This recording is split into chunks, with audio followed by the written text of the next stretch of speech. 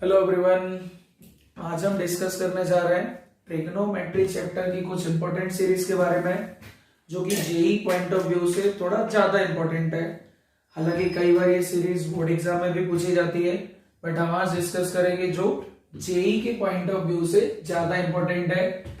और इसमें हम लोग कम से कम 2 सीरीज तो आज डिस्कस करेंगे ही करेंगे, जिसमें से फर्स्ट सीरीज देखिएगा कुछ इस तरीके से, इसको बोल देते हैं सीरीज नंबर 1। और इसमें जैसा रिजल्ट साइन के लिए होता है वैसा ही कॉस और वैसा ही टेन के लिए होता है।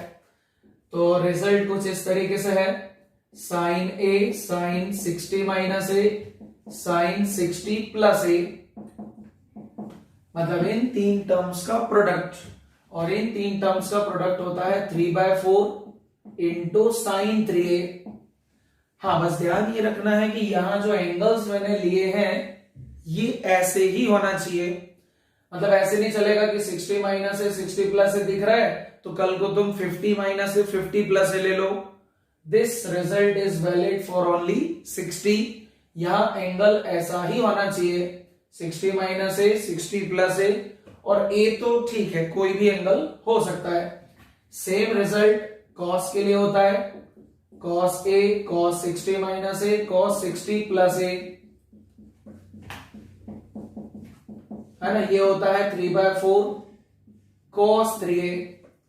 पहला वाला 3/4 sin 3a, ये वाला 3/4 cos 3a। और सिमिलर रिजल्ट tan के लिए होता है, tan a tan 60 plus a tan 60 minus a। अच्छा, ये मल्टीप्लाई में है इसलिए देखो प्लस वाला आगे लिख सकते हैं, माइनस वाला पीछे लिख सकता है। तो ये हो जाएगा कितना, ये हो जाएगा tan 3a। अच्छा, tan 3a कैसे आ रहा है? अगर मैं फर्स्ट रिजल्ट को सेकंड रिजल्ट से डिवाइड कर दूं, ये थर्ड रिजल्ट आ जाएगा। और क्लियरली जब हम इसको इससे डिवाइड करेंगे 3/4 कैंसिल हो जाएगा, tan 3a हमको मिलेगा। ठीक है, तो ये रिजल्ट है जो कि याद होना चाहिए। कई बार इस पर बेस्ड भी जेई में क्वेश्चन पूछ लिया जाता है, बट ध्यान रखिएगा क्वेश्चन में पता कैसे चलेगा कि ये सीरीज यूज होगी। तो पहला तो सारे टर्म सेम होना चाहिए, मतलब सारे टर्म साइन या सारे कॉस या सारे टेन। अच्छा, और कितने हैं? 3 टर्म है, यहां 3 टर्म है, और प्रोडक्ट में होना चाहिए। ठीक है, तो चीजें इसी तरीके से होना चाहिए। अच्छा, एक एग्जांपल देखिएगा। मान लो यहां पे वैल्यू पूछी जा रही है cos 20 cos 40 cos 60 cos 80, इसका वैल्यू निकालना है। तो वैसे तो ये क्वेश्चन तुम लोगों ने शायद बोर्ड एग्जाम के लिए भी देखा होगा। इसको सॉल्व करने के कई मेथड्स होते हैं, तो हम यहाँ पे सॉल्व करने जा रहे हैं इस इंपॉर्टेंट सीरीज की मदद से।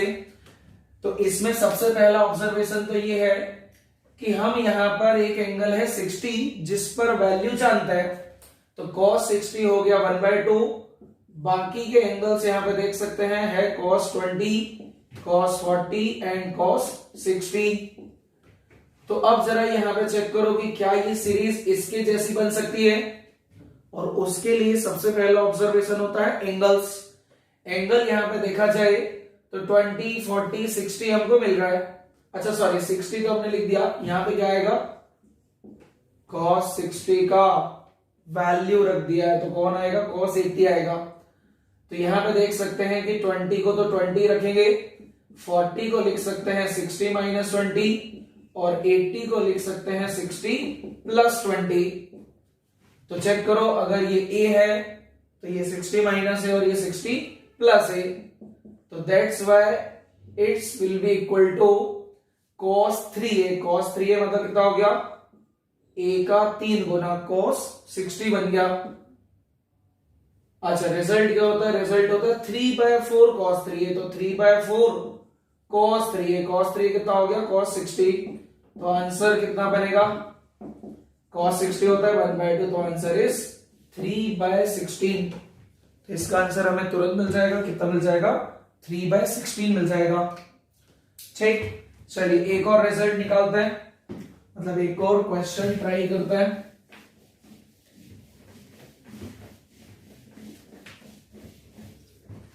देखिएगा, मान लो हमें यहां पर वैल्यू निकालना है इसका tan 6 degree tan 42 degree, tan 66 degree into tan 78 degree. कुछ इस तरह के टर्म से यहां पर इनका वैल्यू निकालना है।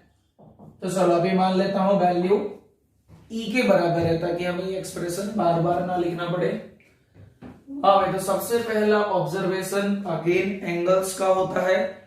आप एंगल देख सकते हैं कि अगर ये ए है तो ये वाला 60 प्लस ए है, मगर यहां 60 माइनस ए नहीं है।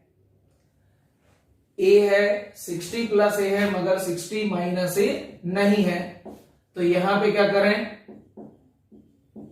60 प्लस ए मतलब मैं इसको 60 प्लस 6 लिख देता हूं, और 60 माइनस ए नहीं है मतलब 60 माइनस 6 कितना होगा 54। तो मान लीजिए हमने tan 54 से मल्टीप्लाई करा, तो tan 54 से डिवाइड भी करना पड़ेगा। अच्छा, बाकी जो बचे उनको ऑब्जर्व करो जरा, 42 और 78। तो देख सकते हैं कि जो 42 है उसको लिख सकते हैं 60 माइनस 18, और 78 को लिख सकते हैं 60 प्लस 18। तो ये वाला देखो 60 माइनस है और 60 प्लस ए जैसा है, मगर 60 माइनस है और 60 प्लस है, मगर खुद ए वाला टर्म नहीं है। मतलब ए वाला टर्म मतलब कौन सा, 18 डिग्री वाला टर्म। अगर यहां 18 डिग्री वाला टर्म और आ जाए तो ये बन जाएगा ए 60 प्लस ए और ये होगा 60 माइनस ए। तो हम बोल देंगे हमने tan 18 से मल्टीप्लाई किया एंड tan 18 से डिवाइड किया। तो यहां पे रिजल्ट हो जाएगा, ये हो गया tan a, tan 60 प्लस ए और tan 60 माइनस ए, इसलिए इसका आंसर बनेगा tan 3a। tan 3a मतलब tan 18 डिग्री, क्योंकि a कितना है 6, डिवाइड में जो tan 54 है एज इट इज। हाँ, इधर ये हो गया tan a, ये हो गया tan 60 प्लस ए और ये हो गया tan 60 माइनस ए। तो यहां का answer tan 3a, tan 3a मतलब कितना tan 54, 18 का ट्रिपल, और अपॉन में जो tan 18 है वो एज इट इज। तो चेक कर सकते हैं कि tan 18 से tan 18 कैंसिल और इससे ये कैंसिल, तो आंसर इज इक्वल टू 1 है ना। यहां पे इस तरीके से इसका वैल्यू हमें मिल जाएगा। ठीक, चलिए तो इस सीरीज का ध्यान रखेंगे, जेई में कई बार हमें इस तरह के क्वेश्चंस मिल सकता है। नेक्स्ट देखिएगा, हम एक और सीरीज डिस्कस करते हैं जिस पर बेस्ड भी कई बार क्वेश्चन पूछा गया है। नाम दे देता हूं रिजल्ट नंबर 2, पहले वाले को बोल सकते हैं रिजल्ट नंबर 1। अब इस सीरीज में अगर ऑब्जर्व किया जाए तो सारे टर्म होंगे कॉस वाले, सारे टर्म्स कॉस वाले होंगे। एंड दूसरी चीज अगर ऑब्जर्व की जाए तो जो एंगल्स यहां पे मिल रहे हैं, जो हैं वो क्या होते जा रहे हैं, डबल होते जा रहे हैं। अब ध्यान से, एंगल्स डबल होते जा रहे हैं या एंगल डबल होते जाना चाहिए। मतलब हम एक प्रकार से ये बोल रहे हैं कि ये कंडीशन है। ये सीरीज तभी यूज कर सकते हैं जब सारे टर्म्स कॉस के हों, प्रोडक्ट में हों एंड एंगल्स डबल होते जा रहे हों।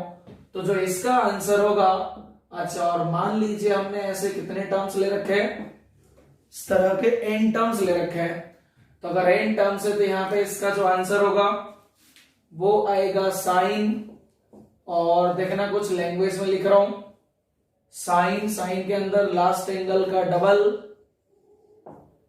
Divided by 2 power number of terms into sign, और साइन के अंदर आएगा फर्स्ट एंगल। भाई देखिएगा, अगर सीरीज इस तरीके से लिखी है तो फर्स्ट एंगल कौन होगा, फर्स्ट एंगल ए होगा, और लास्ट एंगल हमको क्वेश्चन में दिख जाएगा। अभी बस इतना मान के चल रहा हूं कि टोटल टर्म्स कितने लिए गए, n टर्म्स लिए गए, है ना। तो यहाँ पे नंबर ऑफ टर्म्स है, यहाँ पे लास्ट एंगल का डबल लिखना है, और इधर फर्स्ट एंगल लिखना है, साइन के अंदर फर्स्ट एंगल। तो इसमें देखिएगा जरा इसका एग्जांपल, है ना। तो इसका एग्जाम्पल भी अगर चाहे तो अपन वही फर्स्ट वाला ले सकते हैं, मतलब उस क्वेश्चन को इस सीरीज से भी सॉल्व किया जा सकता है। चेक करें, cos 60 का वैल्यू तो हम जानते हैं, cos 60 लिख दिया, बचा हुआ cos 20, cos 40, cos 80। अच्छा, पहले जो रिजल्ट लिखा था उसमें भाई कंडीशन थी कि सिर्फ 3 टर्म होना चाहिए या 3 टर्म में वो सीरीज बनना चाहिए, जिसमें एक एंगल ए, दूसरा 60 माइनस ए, तीसरा 60 प्लस ए होना चाहिए। यहां पे तो कितने भी टर्म्स आ जाएं, बस कंडीशन एक ही है कि एंगल डबल होते जाना चाहिए। तो 20 का डबल 40, 40 का डबल 80, तो बात बन रही है, आंसर हो जाएगा साइन लास्ट एंगल का double upon 2 power number of terms into sign, इस साइन के अंदर फर्स्ट एंगल। तो यहां पे हो गया 1/16, ऊपर लिखा है 180 माइनस 20, 160 को 180 माइनस 20 लिख दिया। और शायद ये बात सभी जानते होंगे, sine 180 minus theta sine theta होता है, sine 180 minus theta sine theta होता है। और sine 180 minus theta sine theta होता है, तो उसके कारण ये आंसर कितना हो गया, ये आंसर आ गया हमारा 1/16। आंसर आ गया कितना, 1/16। ठीक, तो ये क्वेश्चन इस तरीके से भी करा जा सकता है ना, और पहले जो हमने किया है उससे भी आ जाएगा, दोनों तरीके से करा जा सकता है। चलिए यहां पे एक और क्वेश्चन ट्राई करते हैं।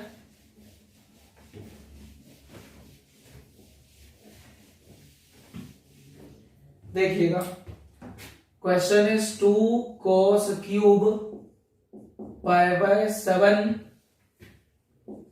Minus cos square π/7 minus cos π/7। हाँ, इसका वैल्यू निकालना है, इसका वैल्यू निकालना है। तो सबसे पहला तो अपन यहां पे देख सकते हैं कि जो cos π/7 है वो कॉमन आ रहा है। सबसे पहला देख सकते हैं कि cos π/7 कॉमन आ रहा है, तो कितना बन गया, 2 cos स्क्वायर π/7। अच्छा, और यहां से cos π/7 कॉमन लिया तो माइनस का 1 बचेगा, उसको आगे लिख दिया। यहां से cos π/7 बचा, उसको पीछे लिख दिया। फिर शायद जानते होंगे 2 cos स्क्वायर थीटा माइनस 1 किसके बराबर होता है, ये होता है cos 2 थीटा के बराबर। तो इसमें फॉर्मूला लगा देते हैं, cos π/7 एज इट इज, यहां बन गया cos 2 π/7 माइनस cos π/7। अब फिर cos c minus cos d का फॉर्मूला जानते हैं। अच्छा, पहली चीज हम यहाँ पे क्या करने की कोशिश कर रहे हैं, भाई देखो जो भी रिजल्ट हमने पढ़े हैं उसमें टर्म्स क्या होता है, प्रोडक्ट में होता है। तो यहाँ प्रोडक्ट के फॉर्म में लाने की कोशिश की जा रही है ना। तो पहले हमने कॉमन लिया, फिर ऐसे बना, फॉर्मूला लगाया, यहां तक पहुंचे। अभी इसमें फॉर्मूला लगाओ, तो ये शायद फॉर्मूला सभी को आता होगा, ये होता है 2 sin c plus d/2 into sine d minus c/2। तो इसके हिसाब से कितना आ जाएगा, cos π/7 एज इट इज, ये हो गया c, ये हो गया d, तो ये बन जाएगा 2 sin c प्लस d/2, तो ये हो जाएगा 3 π/14 into sine d minus c, मतलब माइनस π/14, क्योंकि हाफ भी करना होता है, ये माइनस बाहर आ जाएगा। तो ये बन गया -2 cos π/7। फिर ये जो टर्म्स है भाई, तो देखो हम जानते हैं सभी टर्म एक जैसे होना चाहिए, या तो cos या तो साइन। तो मान लो सबको साइन cos में चेंज कर लिया, तो जो साइन 3 π/14 है ये क्या हो जाएगा, cos π/2 माइनस 3 π/14, मतलब कितना आ गया cos, ये आ गया cos, इसमें से इसको सब्ट्रैक्ट कर लीजिएगा, तो ये हो जाएगा 7 माइनस 3 मतलब 4 π/14, मतलब कितना, cos 2 π/7। ठीक है, तो ये बना cos 2 π/7। सिमिलरली इसको, अच्छा माइनस तो बाहर कर दिया, तो ये आ जाएगा cos 3 π/7। जैसे इसको चेंज किया ऐसे ही चेंज करके देखो।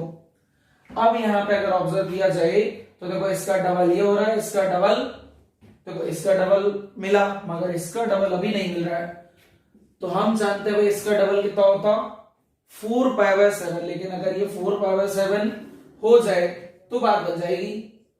तो देखिएगा क्या इसको 4π/7 में कन्वर्ट कर सकते हैं, कर सकते हैं। 3π/7 को लिख सकते हैं पाई माइनस 4π/7 और cos पाई माइनस थीटा होता है माइनस कॉस थीटा, मतलब ये टर्म जो है इसको हम लिख सकते हैं कुछ ऐसा, तो -2 cos π/7 cos 2π/7 और ये आ जाएगा माइनस का cos 4π/7, माइनस आएगा तो ये माइनस प्लस हो जाएगा। नाउ सीरीज बन गई, एंगल डबल होते जाना चाहिए तो डबल हो रहा है, तो रिजल्ट क्या होता है साइन लास्ट एंगल का double upon 2 power number of terms into sine, sine के अंदर फर्स्ट एंगल, कुछ ऐसा। ठीक है, तो ये आ गया 1/4 है ना, इसको कैंसिल कर लेंगे 2 को और 8 को, 1/4 और इधर साइन 8π/7 को लिख दीजिएगा पाई प्लस π/7 अपॉन साइन π/7 और sine 180 plus theta minus sine theta होता है, तो ये कैंसिल तो होगा मगर माइनस आ जाएगा, तो that's why answer will be -1/4। ठीक है, तो इसका जो आंसर मिलेगा वो हमको -1/4 मिलेगा। तो आई होप ये दो सीरीज सभी को समझ आ गई होगी। इसी तरह की कुछ इंपॉर्टेंट सीरीज हम लोग आगे भी डिस्कस करते रहेंगे। तब तक के लिए थैंक यू।